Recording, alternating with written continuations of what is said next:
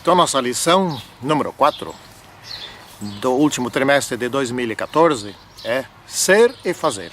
Não é? É uma lição muito importante para nós estudarmos, como todas elas sempre são importantes. Santíssimo e poderoso Deus, queremos agora te pedir que nos abençoes neste estudo, que se formos traduzir em uma única palavra, significa autenticidade. Ou seja, cristãos autênticos. Abençoe-nos nesse estudo. Em nome do Senhor Jesus Cristo. Amém. Ok. Estamos hoje no dia 21 de setembro, né? Esse aqui é o último dia do inverno, o primeiro dia da primavera. De fato está tudo verde. É um domingo de manhã. São 8 horas e 30 minutos. E está um sol bonito aqui na nossa cidade de Juí. Né? E Tiago 1, versículo 22 diz assim: tornai-vos, pois, praticantes da palavra, não somente ouvintes, enganando a vós mesmos. Então, o que significa esse verso de Tiago 1, 22? Né? Ele significa algo que nós traduzimos na nossa oração como autenticidade. Esse estudo dessa semana, ele é vital pela seguinte razão: nós temos que ser cristãos originais. Está havendo, inclusive em nossa igreja, algo que precisa ser mudado, precisa ser enfrentado. Nós estamos copiando demais, estamos copiando de outros, né? Estamos copiando muito de igrejas que não são as igrejas dos 10 mandamentos. Estamos nos influenciando demais. Nós precisamos ser criativos, capazes de usar o cérebro, usar nossa imaginação dentro dos princípios da Bíblia. Então, em primeiro lugar, vamos estudar aqui a partir de domingo, conhecendo o seu inimigo. Bom, quem é o nosso maior inimigo? Certa vez, estava tendo um problema com uma pessoa aí, e essa pessoa cometeu erros, andou aí com a mulher do outro, etc. Andou se envolvendo lá com prostituta, etc. E essa pessoa não admitia. Todo mundo sabia, menos ela admitia, mentiu. Eu cheguei a uma certa altura, eu disse o seguinte: olha, essa pessoa tem um grande inimigo, é ela mesma. E está aqui na lição: nosso maior inimigo somos nós mesmos. E olha o que acontece. Então a gente olha no espelho, vamos supor assim, todos os dias, eu, você, as pessoas aí, abrem a sua Bíblia, leem, estudam, e etc.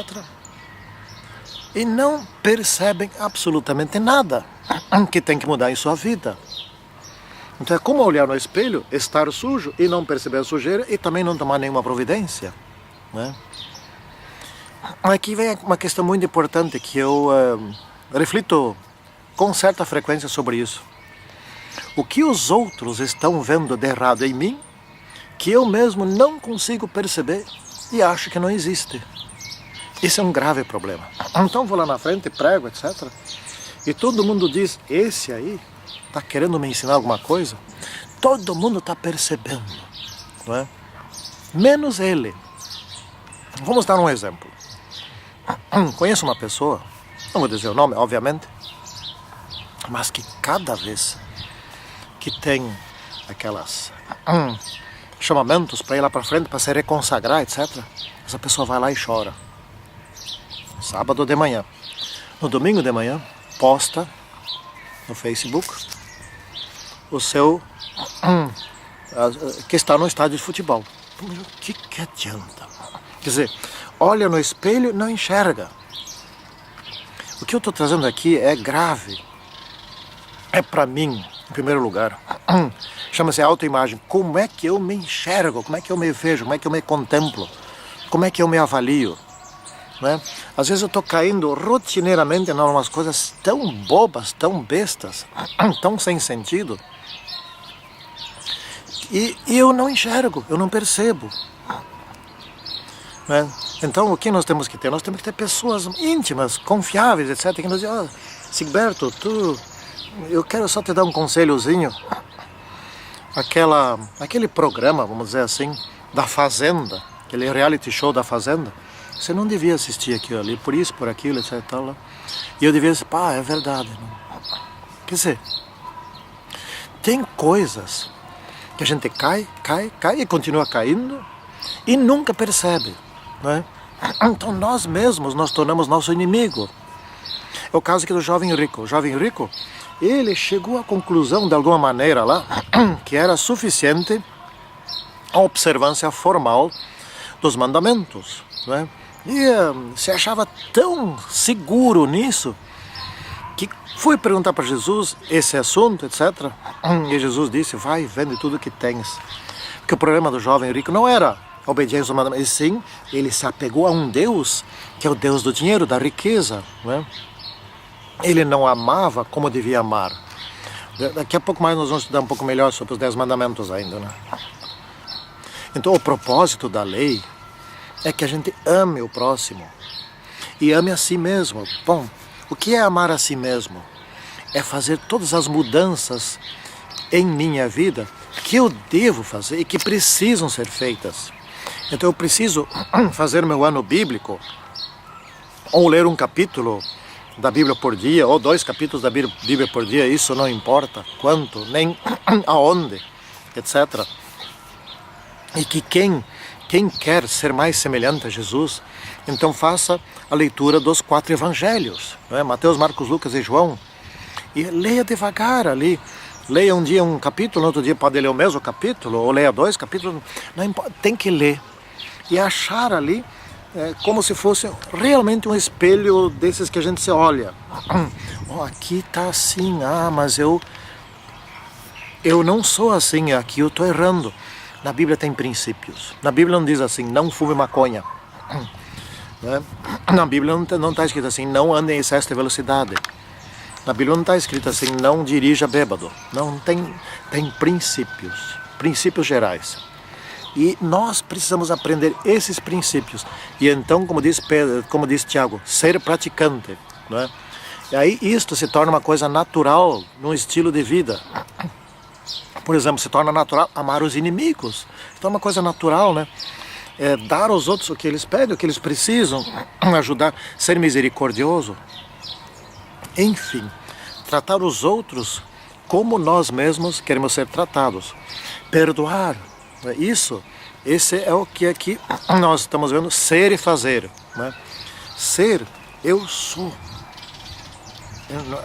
Não é aquela coisa, bom, eu faço, mas eu não sou o que eu faço. E tem que ser coerente entre o que eu acredito e o que eu faço. Entre a fé e a prática. Entre a fé e as obras. Isso se chama coerência, autenticidade, né? Um cristão, ele não pode ter momentos assim, esse momento aqui não tem problema, né? Por exemplo, viagens. Vamos supor, você vai fazer uma viagem de turismo, aí num grupo. Não, eu vou fazer uma viagem de turismo. Tu deixa de ser adventista por um certo momento, porque nessas viagens em grupo, às vezes tem que arrumar as malas sábado e meio-dia, daí vai trocar de cidade, vai visitar isso, vai visitar aquilo, etc. E as pessoas nem se dão conta que esse é o caminho largo, né? Então ser um praticante natural, é o estilo de vida, é assim.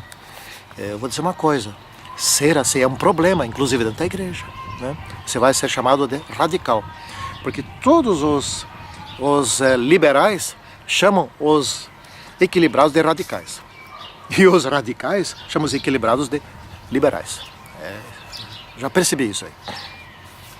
Vamos falar um pouquinho sobre a lei da liberdade, que é o espelho. O espelho dos espelhos, a parte essencial do espelho é a lei, não é? Então a lei diz assim, não faz isso, não faz aquilo, não traz outros deuses, etc. Bom, não traz outros deuses. Mas o que quer dizer isso? Hoje, a idolatria dos jogadores de futebol, artistas de cinema, artistas de novela, etc. Você encaixa aí, não é? Você encaixa aí. Sem Cristo, a lei sempre condena, não é? Mas o que quer dizer, afinal de contas, lei da liberdade? E quando é que a lei condena? Olha só, Deus, que é a lei e que é amor, Ele não quer matar ninguém, não quer destruir ninguém. Ele quer preservar, Ele quer salvar, não é? Então até a própria lei de Deus, que se nós não nos arrependemos, ela nos condena naquilo que infringimos aquela lei, ela procura nos levar a Cristo, dizendo assim, tu está condenado, tu está morto, tu vai para o inferno. Porém, se você quiser se salvar disso, Cristo morreu por ti. E aí existe a graça. Vai a essa graça, te arrepende, aproveita dessa graça, receba o perdão e depois continue me obedecendo à lei, né? Porque assim eu te liberto, né? Ou seja, depois que você está perdoado, continue obedecendo à lei, porque daí tu não peca de novo. É isso que é a lei da liberdade. Então a lei de Deus é um bocado, é radicalmente diferente das leis aqui dos homens. No reino de Deus aqui nessa terra, mas no reino de Deus, você comete um pecado grave, vamos dizer, seja qualquer tipo de pecado. O que a lei de Deus faz? Ela quer te levar ao perdão. Ela não pode perdoar, claro, ela não pode te salvar daquele pecado. O que ela pode fazer é te preservar de pecar, não é? Isso é que ela faz. Mas no momento em que peca, o que a lei faz? Ela te diz assim, você pecou, você precisa da graça. Então você é perdoado pela graça, daí a lei te diz, agora me obedeça, que tu vai continuar salvo. Isso que é a lei da liberdade, né? Não precisamos entender essas coisas, são simples, coisas bem simples de entender, né? Agora aí vem a questão aqui, bom, o cristão útil e o cristão inútil. O que é o cristão útil? Isso nós já vimos, aquele que ama o próximo na prática, né? Ou seja, aquele que faz o bem quando alguém precisa, né? Alguém que precisa de um animal também, precisa às vezes de uma ajuda, né? Aqui em casa nós temos um cachorro, uma cachorra, um gato e mais uma gata. Todos eles apareceram, então aqui sob nossa proteção. Eles nos amam, etc. E nós amamos a eles, né? E também os animais, né? A natureza precisa ser cuidada, zelada, mas principalmente os seres humanos, muito mais do que os animais, do que a natureza, é lógico, né? Bom, mas aqui tem um instrumento que se chama língua, não é?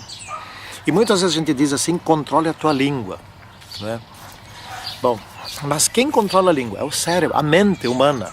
E quem controla a mente humana? É só a mente humana. Acima da mente humana não existe nada dentro do nosso corpo, a não ser fora, então, Deus.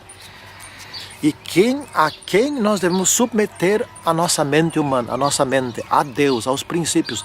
Por isso que aqui no início nós estudamos ser, não é? Ou seja, assimilar princípios para que esses princípios influenciem a nossa mente. E uma vez esses princípios influenciando a nossa mente pensará diferente. Será uma mente controlada por Deus.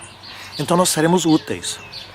Ou seja, nós falaremos coisas boas para os outros, nós incentivaremos, nós fortaleceremos, nós não ofenderemos tão facilmente, a gente sempre comete erro, né? Nós corrigiremos os erros e assim por diante, né? Então seremos diferentes do mundo. No texto que eu escrevi, eu me referi à bateria. Irmãos, tem gente que se arrepia de ouvir falar em bateria dentro da igreja. É a favor, quer porque quer ter a bateria. Irmãos, eu vou concluir aqui rapidinho. A senhora White alertou sobre isso. Ponto final. Eu não vou discutir uma profecia. Se a profecia diz vai ter tambores, vai ter gritos, vai ter dança, vai ter música com esse tipo de coisa, e isso é estranho na igreja, para mim basta, né? Eu vou obedecer. Eu acho que esse é o ponto. Esse é o ponto. No passado, Israel, o povo de Deus, se deu mal porque não obedecia aos profetas. Eu não vou desobedecer aos profetas. Espero que você pense da mesma forma. Em nome do Senhor Jesus Cristo. Amém.